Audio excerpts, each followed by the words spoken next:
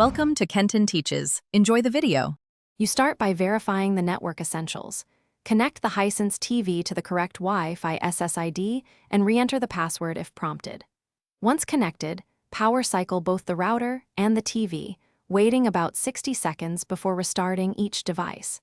Then run a simple speed check to confirm you have at least 5 Mbps for HD playback. Slower speeds cause buffering and errors. If the TV uses Ethernet, ensure the cable is snug and the router port lights are active before moving on. Next, focus on the software. Clear the YouTube app cache or app data from the Hisense settings to remove corrupted session files. This often fixes network errors. Make sure the TV firmware is up to date and that the YouTube app itself is on the latest version, because compatibility fixes frequently arrive in updates. If errors persist, uninstall and reinstall the YouTube app to force a fresh install. While doing this, keep the TV connected to stable internet so downloads complete without interruption.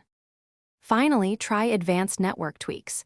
Change the TV's DNS to 8 or 1 to bypass ISP DNS issues and reduce errors. If the problem remains, reset network settings or perform a full TV factory reset as a last resort. Note this erases apps and settings so backup anything important. Make sure to reconnect and update apps after the reset.